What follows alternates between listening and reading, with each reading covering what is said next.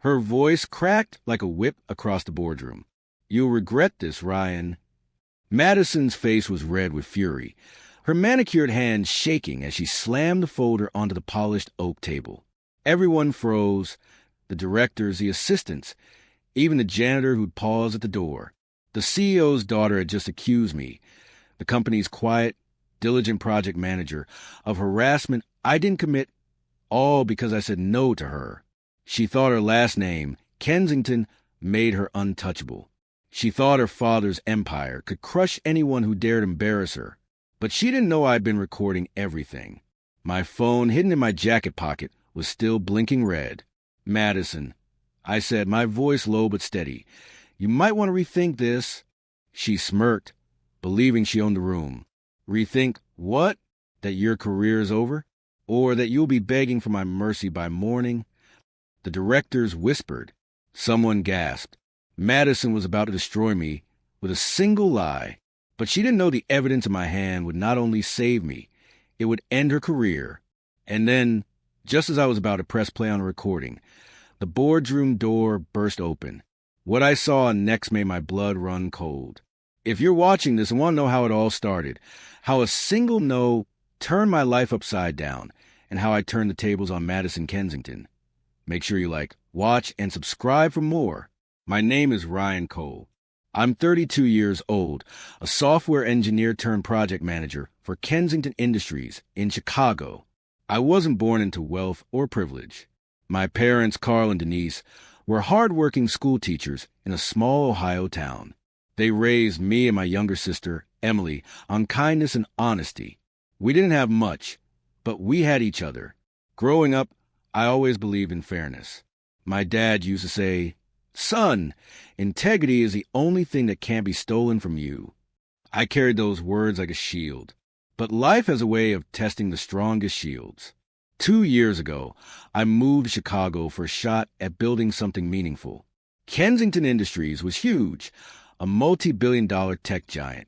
Getting hired there felt like winning the lottery. I was placed under the CEO's daughter, Madison Kensington, who ran one of the company's most lucrative divisions. Madison was stunning confident and used the people folding under her gaze. At first, I thought working with her would be exciting. She was brilliant. No one could deny that. But she was also dangerous. She played with people like toys. One late night in the office, after weeks of working together on a major software rollout, she cornered me by the elevator. The building was quiet except for the hum of servers. "You're different, Ryan," she said, her voice soft, almost shy, so unlike her usual sharp tone. "You don't drool over me like the others." I laughed awkwardly. "I'm just here to do my job." She stepped closer, her perfume wrapping around me like smoke. "What if I want more than your work?" I froze. Madison Kensington was flirting with me, the CEO's only daughter, the one person you didn't say no to. But I wasn't interested, not in her, not in the dangerous game she was playing. I thought of Emily's college tuition I was helping pay, of my parents' pride. One wrong move could destroy everything. So I said, "I'm sorry, Madison. I can't." The shift in her expression was instant. The warmth drained from her eyes, replaced by something icy. The next morning, whispers followed me through the office halls. A co-worker, Jenna, looked at me with pity. My boss called me in, concern on his face. "Ryan," he said carefully, "Madison's made accusations." I felt the world tilt. A week later, Madison had convinced half the board that I'd harassed her. She wielded her last name like a weapon, hinting that she'd ruin anyone who doubted her story. My projects were reassigned. My access to company systems was restricted. HR began an investigation, which everyone knew was just for show. That night, sitting alone in my tiny apartment, I felt despair claw at me. I'd done nothing wrong, yet my career, my future, was slipping away. Then I remembered the conversation by the elevator. Something in my gut had told me to protect myself that night. I'd installed a recording app on my phone weeks before, paranoid after hearing office gossip about Madison's temper. I pulled out my phone, scrolled to the files, and there it was, her voice soft and sweet, asking for more than your work. My refusal. the venom in her tone as she warned, "You'll regret this." My hands trembled. I had proof. But proof wasn't always enough. Not when you're up against the Kensingtons. I needed a plan. The next morning, I went to work as if nothing had changed. Madison smirked at me in the hallway, her friends snickering. I smiled back, calm, even as rage boiled in my chest. Days passed. The HR team scheduled a meeting with the board to discuss my fate. Madison had arranged with the CEO, her father, to attend. She was going to humiliate me in front of everyone. The day of the meeting, the boardroom was tense. Madison strutted in wearing a crimson power suit, her lipstick a perfect match. She stood at the head of the table, recounting her version of events with fake tears glistening on her lashes. "Ryan," she said, turning to me dramatically, "don't you have anything to say for yourself?" I reached into my jacket pocket, feeling the phone's weight. My heart pounded. I was seconds away from ending her career. But before I could move, the door burst open with a bang. 2 uniformed police officers stepped inside, and behind them my sister Emily, her face pale and terrified. "Ryan Cole," one officer barked, "you're under arrest for attempted murder." The room exploded with gasps. Madison's smirk widened, like she'd been waiting for this exact moment. My legs went weak. What are you talking about?" I stammered. "Step away from the table," the officer ordered, his hand on his holster. I glanced at Emily, but she wouldn't meet my eyes. Something was terribly wrong. And then, out of the corner of my eye, I saw Madison's satisfied smile twist into something darker. She had gone further than I ever imagined. The handcuffs clicked around my wrists. The world blurred. Everything I thought I knew about revenge was about to change forever. The cold metal of the handcuffs bit into my wrists as the officers dragged me past the stunned board members. Their murmurs followed me down the hallway, like a haunting echo. Madison stood in the doorway, arms folded, her smirk a dagger aimed straight at my heart. She didn't just want to ruin my career. She wanted to destroy me completely. "Ryan, what is happening?" Jenna, my co-worker and friend, whispered as I passed her cubicle. I shook my head, my voice barely a whisper. "I don't know." But deep down, I suspected Madison's hand in this. She had the power, the connections, and apparently the ruthlessness to frame me for something as monstrous as attempted murder. The ride to the police station was a blur. The city lights streaked by like falling stars, each one a reminder of the life I was losing. My phone, my proof, my only weapon, it was still in my pocket when they arrested me. But now, sitting in the back of a squad car, I realized Madison's accusations might not just cost me my job. They could steal my freedom. At the station, they took my fingerprints, my mugshot, and what was left of my dignity. The interrogation room was small and cold, the buzzing fluorescent light overhead flickering like a dying heartbeat. Detective Harris, a stocky man with kind eyes that didn't match his stern voice, entered with a folder. He sat across from me and opened it slowly, as if savoring the moment. "Ryan Cole," he said, scanning the paperwork. "You're accused of attempting to kill Madison Kensington." I blinked. That's insane. Harris leaned back in his chair, watching me carefully. "We received an anonymous tip with security footage from the parking garage. It shows a man who looks like you tampering with Madison's car last night. The brake lines were cut. If she'd driven it, she'd be dead." The room tilted. My mind raced. That's not me. I wasn't even there last night. I was at home, on a video call with my sister, Emily. She can confirm it. Harris tapped the folder. "Your sister already gave a statement. But there's a problem.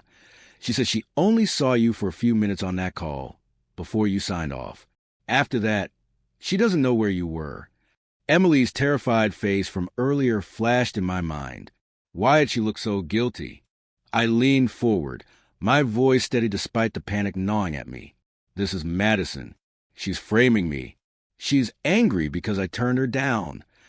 The detective's brow furrowed. "You're saying the CEO's daughter would go this far? Risk her own reputation just to, what? Get even?" "Yes," I said firmly. "You don't know her like I do." Harris didn't respond. Instead, he closed the folder and stood. "We'll verify your alibi, But if this doesn't check out, he let the silence finish the threat. Hours later, I was placed in a holding cell with 3 other men. The stench of sweat and regret clung to the air. I sat on the hard bench, replaying every moment with Madison in my head. Her voice, her threats, her smirk. The evidence on my phone was still my lifeline, but they'd taken it at booking. If Madison had friends in high places, could she make that recording disappear? The next morning, I was released on bail, courtesy of my sister Emily, who hugged me tightly outside the precinct. "I'm so sorry, Ryan," she whispered, her eyes wet. I didn't know what to do. "Emily," I said, gripping her shoulders, did someone threaten you?" She hesitated. That single heartbeat of silence told me everything. "It was Madison, wasn't it?" I pressed. Emily nodded, her lip trembling. "She called me last night. She said if I didn't cooperate, she'd leak something about Mom and Dad's old mortgage scandal. Ryan, she knows things she shouldn't know." Rage surged through me. Madison wasn't just coming after me. She was dragging my family into this. Back at my apartment, I paced like a caged animal. My job was gone. My name was smeared. My freedom was hanging by a thread. But Madison had made one mistake. She underestimated me. I dug through my desk drawer and pulled out a USB drive, a backup I made of the recording from the elevator, just in case. I plugged it into my laptop and listened. Her voice was crystal clear. "You're different, Ryan. What if I want more than your work?" Then my voice. "I'm sorry, Madison. I can't." Her venom. "You'll regret this." I clenched my fists. This wasn't just evidence. It was a bomb. But dropping it too soon might backfire. Madison had resources. If I went public now, she'd spin it, and I'd be the one buried. I needed a bigger move. That night, I reached out to Jenna. She'd always been honest with me, and I trusted her. We met at a quiet cafe downtown, the city lights painting her face in soft gold. "Ryan," she said, gripping her coffee cup, "people are scared. Madison's telling everyone you're dangerous. Some employees are deleting their texts with you, just in case." I sighed. "I have proof, but if I use it now, she'll twist it. I need something that ties her to the brake line sabotage." Jenna glanced around, then leaned in. "There's someone in the security team, Mark, who doesn't like Madison. If anyone has the original footage, it's him." Hope sparked. "Can you get me in touch with him?" She nodded. "But be careful. Madison has eyes everywhere." Later that night, as I walked back to my apartment, I felt a presence behind me. The street was unusually quiet. My pulse quickened. I turned a corner, only to find a shadow darting out an alleyway. A man in a ski mask lunged at me, a knife flashing under the streetlight. I stumbled back, the blade slicing through my sleeve, narrowly missing my arm. He swung again, but this time I dodged, shoving him against the wall. The knife clattered to the pavement. "Who sent you?" I yelled, my voice echoing. He didn't answer. Instead, he headbutted me, breaking free, and sprinted into the darkness. My arm throbbed. My heart raced. Madison wasn't just smearing my name anymore. She was trying to silence me. I picked up the knife, my hand shaking. On its handle was a small engraving. KI Security. She was escalating the game. And if I didn't move fast, the next time, I wouldn't be so lucky. The morning after the attack, I woke up on my couch with a throbbing headache and a blood-stained sleeve. The knife from last night lay on the coffee table, its cold steel gleaming in the pale dawn light. The engraving, KI Security, stared back at me like a mocking grin. Kensington Industries. Madison's reach wasn't just long, it was lethal. I knew I couldn't take this to the police yet. Madison's father practically owned half the city.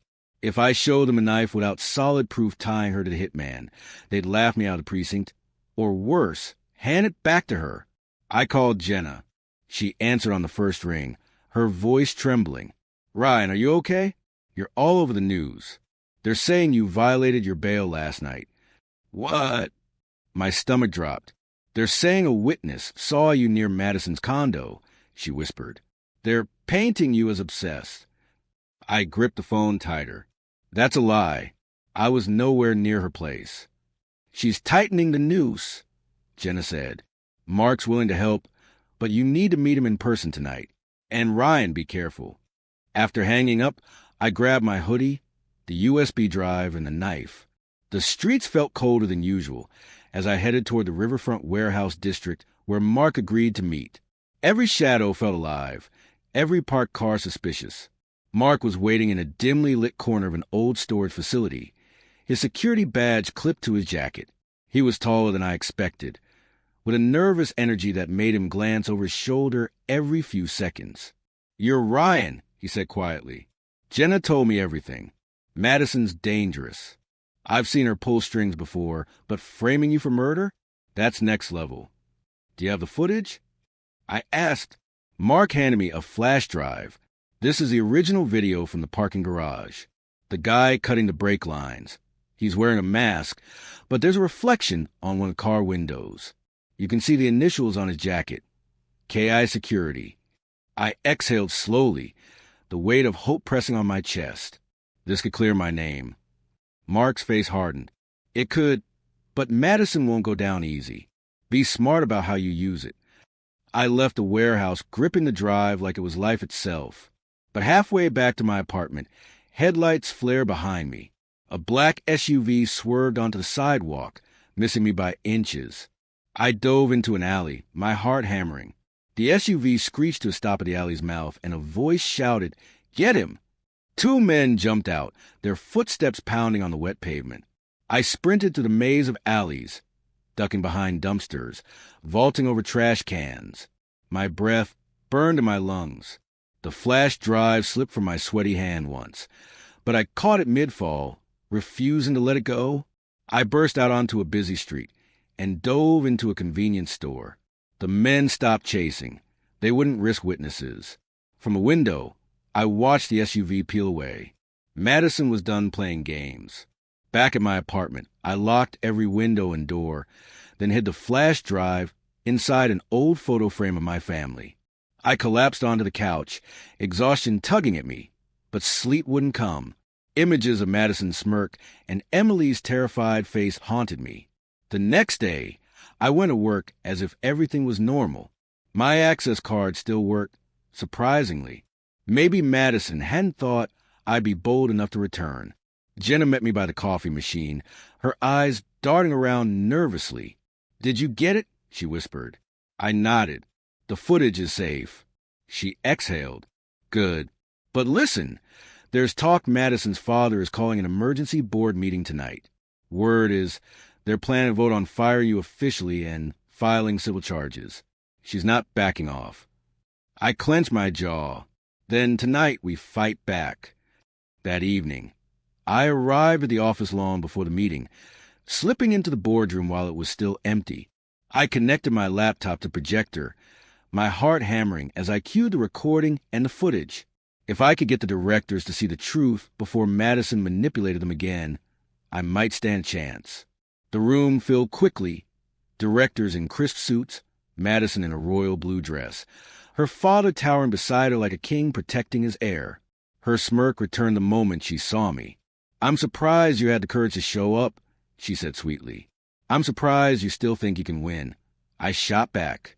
Her father slammed his hand on the table. "Enough. This meeting is to address your conduct, Mr. Cole." "Then let's start with the facts," I said, pressing play.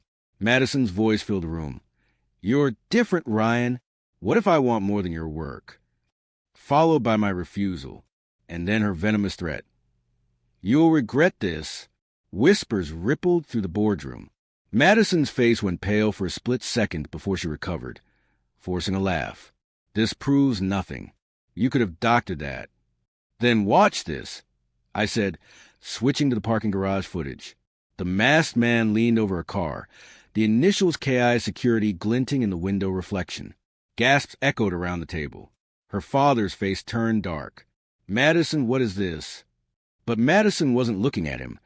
She was staring at me, her eyes blazing with fury. "You think you've won? You don't even know what you're playing with." Suddenly, the lights flickered. The projector went black. The boardroom door slammed open, and two uniformed officers stormed in, Different ones this time. Ryan Cole, one barked. You're under arrest. A new warrant just came in, this time for the murder of Mark Jennings. My blood froze. What? The room erupted in chaos. Madison gasped dramatically, clutching her chest like a bad actress. You're lying. I shouted. I just saw Mark last night. He gave me the footage. The officer held up a clear evidence bag. Inside was the same flash drive I'd hidden. We found this in Mark's car and a note naming you. No. I lunged forward, but they grabbed me, shoving me toward the door. Madison watched, her smirk returning, sharper than ever. As they dragged me out, I locked eyes with Jenna. She looked horrified, but beneath the fear, I saw a determination flicker. The hallway outside the boardroom felt colder this time. I wasn't just fighting for my career anymore. Now, I was being framed for murder. And somewhere deep inside, I knew this was only the beginning of Madison Kensington's twisted game. The squad car door slammed shut, sealing me in with the bitter stench of vinyl and despair. Chicago's skyline blurred past a window, a jagged silhouette of steel and glass mocking my situation. Murder. They were charging me with murder. Madison had taken the game to a level I didn't think even she could reach. At the station, they processed me again, the same cold fingerprint scanner smearing black ink across my skin like a brand. But this time, the stares from the officers were sharper. To them, I wasn't just a disgraced employee. I was a killer. Detective Harris met me in the same interrogation room, but now his kind eyes were gone, replaced by something harder. He dropped a stack of photos onto the table. My throat tightened.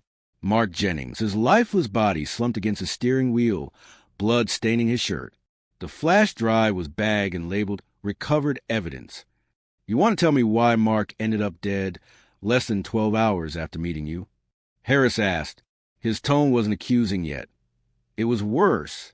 It was disappointed. I didn't kill him. I said firmly. He was alive when I left. Madison's behind this. She setting me up? Harris sighed. You keep blaming Madison Kensington, but we got a note found in Mark's car. It says, Ryan knows too much. His fingerprints are on it, and so are yours. My chest tightened. Of course my prints are on it. We exchanged files, shook hands. Someone planted that note. He leaned forward, his voice low. Son, the DA is already drafting charges. You're looking at life without parole. I stared at the table, my mind spinning. Madison wasn't just smart. She was ruthless. She'd cut every escape route I had. Or so she thought. That night in my cell, I couldn't sleep. The flickering hallway lights cast bars of shadow across the walls, like a countdown to my execution. My parents' faces flashed in my mind. Mom's warm smile, Dad's proud grin, and Emily, my sister, whom Madison had already manipulated. I remembered Dad's words. Integrity is the only thing that can't be stolen from you. But right now, Madison was stealing everything else. Around 2 a.m., the guard on duty, a grizzled veteran named Ruiz, stopped by my cell. Cole, he muttered, sliding a folded note through the bars. A woman dropped us off, said it's urgent. My pulse spiked. I unfolded the paper, my hand shaking. The handwriting was Jenna's. Ryan, don't give up. Mark sent me a backup of the footage before he met you. I'm hiding it. Madison doesn't know I have it. Yet, trust no one but me. I'll find a way to get you out. Jay. Relief and terror tangled in my chest. Jenna had proof that could clear my name, but now she was in danger. If Madison suspected her, Jenna could be next. The next morning, my lawyer, a tired-looking public defender named Blake, arrived. The evidence is stacked against you, he said bluntly, but there's a slim chance. The prosecution is basing their timeline on Mark's estimated time of death. If we can prove you were somewhere else, we can poke holes in their case. I was home, I said. Emily can confirm, at least part of the night. Blake frowned. Part of it isn't enough. We need more. An idea sparked. My apartment complex has security cameras. Check them. Blake's eyes lit up. Good thinking. That afternoon, Blake returned, his face pale. The footage is gone. The building manager says someone claiming to be with the police took it early this morning. My stomach dropped. Madison was one step ahead again. 2 days later, the arraignment hearing was a media circus. News vans lined the courthouse steps. Inside, Madison sat in the front row, wearing black like a grieving widow. Her crocodile tears glistened as she whispered to her father.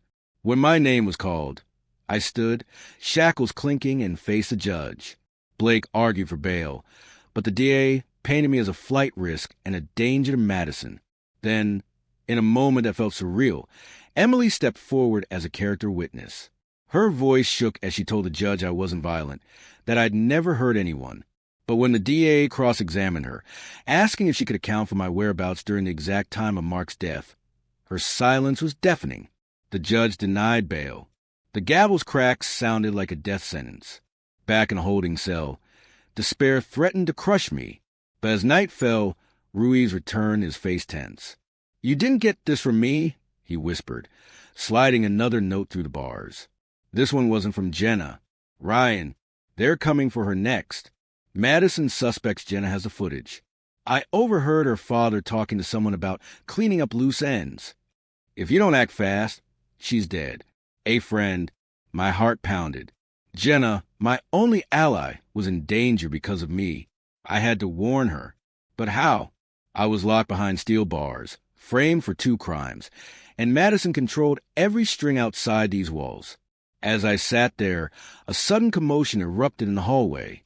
2 guards rushed past, their radios crackling with urgent chatter. Ruiz doubled back to my cell, his face grim. There's been a break-in at Jenna's apartment, he said. Shots fired. The world tilted. My fingers gripped the bars so tight my knuckles turned white. Is she? I couldn't finish the question. Ruiz's silence was the only answer I needed. Somewhere outside these walls, Madison was finishing her work, erasing the last person who could save me. And for the first time since this nightmare began, I felt the chilling certainty that I might not make it out alive. The echo of Ruiz's words, shots fired, rattled in my skull long after he walked away. The cell felt smaller than ever, its walls closing in like a coffin. I gripped the bars until my palms ached. Jenna might be dead. The one person who believed me, the only one holding the evidence that could clear my name, could be gone because of Madison's hatred.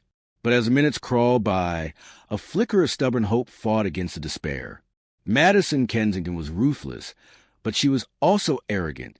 She liked to gloat. If Jenna was gone, Madison would make sure I knew. Hours later, just before dawn, Ruiz returned with a hushed voice. Cole, you're lucky.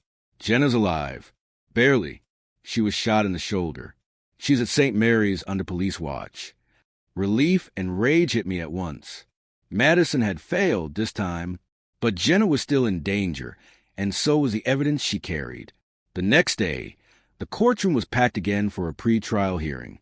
Madison sat with her father in the front row, her perfectly tailored navy dress making her look every bit the untouchable princess. But when our eyes met, I saw something flicker in her gaze. Panic? Or just fury that her plan hadn't yet crushed me?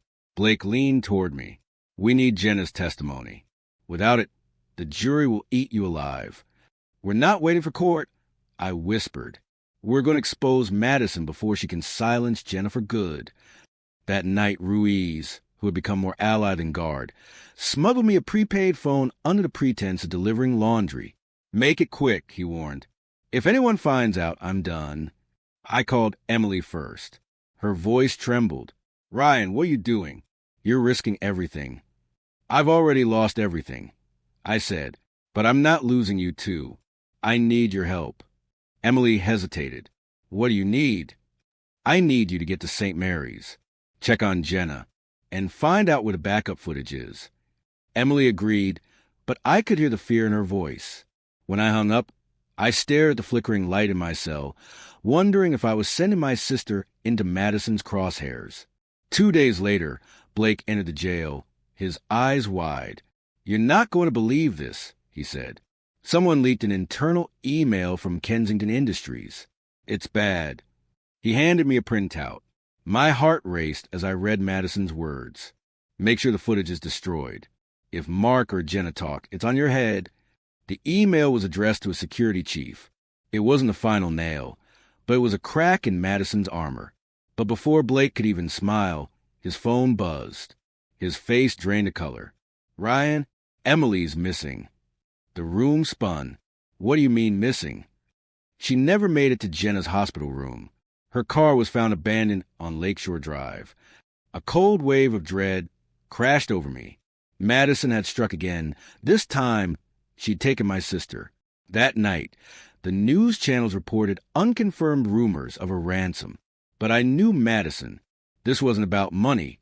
It was about control. She wanted me broken, desperate, and alone.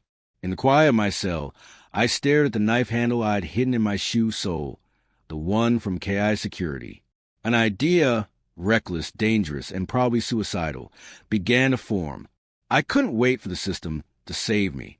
Madison owned the system. I had to get out. The next day, I provoked a fight in the yard. A burly inmate named Deacon swung at me, and I let him. The guards rushed in, shouting, separating us. In the chaos, Ruiz slipped me a tiny paperclip and a knowing nod. He was gambling his career on me. That night, I picked the cell lock with shaking hands. My heart pounded like a war drum. One slip, and I'd spend the rest of my life behind bars. Or worse. But the lock clicked. I crept down the corridor, avoiding the cameras I'd memorized during sleepless nights. Outside, a storm raged, Chicago's skyline lit by flashes of lightning. I sprinted through the downpour, my prison uniform clinging to my skin, until I reached the alley where a car idled. Jenna was in the passenger seat, pale but alive, her shoulder wrapped in gauze. "Get in," she hissed. "Emily's alive. Madison has her at one of her father's lake houses. She's using her as leverage." I slid into the car, adrenaline surging. "Then we take the fight to Madison." Jenna nodded grimly. "There's more. You don't know the half of it. Madison's father, he's covering for her. Mark found proof linking them both to corporate fraud. That's why he had to die. Madison isn't just framing you. She's protecting the family empire." Lightning split the sky, illuminating Jenna's determined face. "Then we expose them both," I said. "Tonight." We drove north toward the lake, the storm swallowing the city behind us. The wipers slapped furiously against the windshield as the headlights carved a path through the darkness. My heart ached for Emily, terrified, possibly tied up somewhere, counting on me. Halfway there, a black SUV appeared in the rearview mirror. Its headlights too close, too deliberate. "They're following us," Jenna said, her voice tight. I gritted my teeth. "Then let them. If Madison wants to play games, we'll give her a finale she'll never forget." The SUV accelerated, bumping our rear bumper. Jenna swerved, tires screeching on the wet road. Another bump sent the car fishtailing dangerously close to the guardrail overlooking the cliffs. "Ryan," she shouted. The SUV rammed us again, harder this time. The cliff edge loomed on my side, a sheer drop into black water churning below. I grabbed the wheel, trying to steady the car, but the next hit sent us spinning. The world became a blur of rain, headlights, and terror as we skidded toward the cliff's edge. The tires screamed against the asphalt, the car teetering at the brink. The roar of the storm drowned out everything. Jenna's scream tore through the air. And then the world went weightless. The car tipped forward, plunging into darkness as the lake swallowed us whole. The icy black water slammed into us, shattering the windshield like glass beads. Freezing cold gripped my chest, stealing my breath as the car sank nose first into Lake Michigan's dark abyss. The headlights flickered and died, leaving only the distant rumble of thunder. Jenna's muffled scream snapped me out of shock. I fumbled with my seatbelt, my lungs screaming for air. The car groaned as it sank deeper. Water surged over the dashboard, rising fast. Kicked the window. I shouted through chattering teeth. Jenna's good arm flailed against the side window. It didn't budge. My own kicks barely cracked the glass. My chest burned. In desperation, I grabbed a metal flashlight from the glove compartment and smashed it against the corner of the window. The glass spiderwebbed, then shattered. Water rushed in, violent and unforgiving. We fought our way out, breaking the surface just as my lungs gave out. Rain pelted our faces as we gasped for air. The black SUV's headlights gleamed from the cliff above before vanishing into the night. Madison thought we were gone. I dragged Jenna to shore, my muscles trembling from cold and adrenaline. She clutched her shoulder, wincing in pain but alive. "We're not stopping," she rasped. "Emily's still out there." I nodded, teeth chattering. "Then let's end this." We stole an old fishing boat from a nearby dock and motored toward the Kensington Lake House, its warm lights glowing like a beacon of false safety. As we approached, Jenna pulled the flash drive from inside her jacket, waterlogged but miraculously intact. On the porch, the sound of waves and distant thunder masked our approach. I peeked through a window. Emily sat tied to a chair in the living room, her face streaked with tears. Madison stood over her, her power suit immaculate despite the storm. Her father paced near the fireplace, his phone pressed to his ear. "This ends the night," I whispered. We crept inside to the back door, every creak of the wooden floorboards sounding like a gunshot. Madison's father spotted us first, his eyes widening. "Ryan," he began, but I tackled him to the ground before he could finish. The phone flew from his hand, clattering across the floor. Madison spun, shock flickering across her perfect features before twisting into fury. She grabbed the poker from the fireplace and swung it at me. I dodged, the metal whistling past my ear. "You just don't know when to give up, do you?" she hissed. "This isn't about giving up," I growled. "It's about truth." She lunged again, but Jenna, despite her injured arm, intervened, slamming a vase into Madison's shoulder. Madison yelped, the poker clattering to floor. I rushed to Emily, untying her bonds as tears spilled down her cheeks. "Ryan," she sobbed, "I thought I'd never see you again." Before I could respond, Madison's father grabbed a hidden revolver from a drawer. The metallic click of the hammer echoed through the room. "No one leaves this house," he snarled. The flash of lightning outside illuminated his face, sweat beading on his brow, fear mingling with rage. He wasn't a confident CEO anymore. He was a desperate man clinging to a collapsing empire. "Think about what you're doing," I said, stepping in front of Emily and Jenna. "If you kill us, the world will know." He shook his head. "The world will believe whatever I tell them. It always has." But then a sound, sirens in the distance. Faint at first, then growing louder. Madison's eyes widened. "What did you do?" she snapped at her father. It wasn't him. It was Jenna. She smiled weakly, holding up her phone. I live-streamed everything the second we hit the dock. Madison lunged for her, but the front door burst open. Police officers flooded in, weapons drawn. Detective Harris stepped forward, his eyes sweeping the room. "Drop the gun," he barked. Madison's father hesitated, then slowly lowered the weapon. Two officers cuffed him. Another restrained Madison, who spat curses through gritted teeth. "You'll regret this, Ryan," she screamed as they dragged her out. "This isn't over."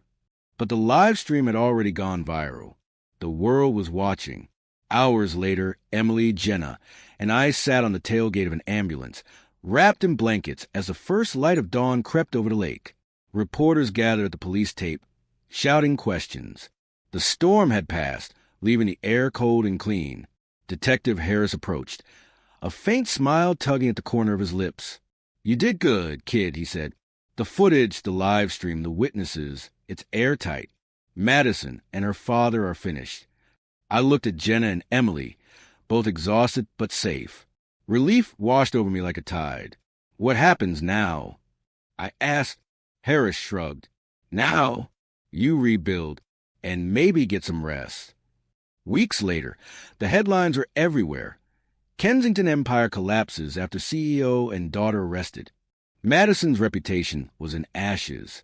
The board members she once intimidated turned on her father. The company's stock plummeted, and every employee who'd whispered their doubts about the Kensingtons finally spoke up. Jenna recovered from her injury and decided to testify publicly, becoming a whistleblower hero. Emily moved in with me for a while, our bond stronger than ever. And me? I got my job back, but I didn't stay. The city, the company, the memories, it was all poison. Instead, I took the settlement money the board quietly offered me and started over in a small coastal town. Some nights, when the wind howls through the pines, I still hear Madison's voice, her threat echoing like a ghost. "You'll regret this." But as I watch the sun rise over the ocean, Jenna beside me and Emily laughing in the distance, I know the truth. Madison Kensington lost. She tried to ruin me for saying no. But in the end, I had the evidence. And it ended her career forever.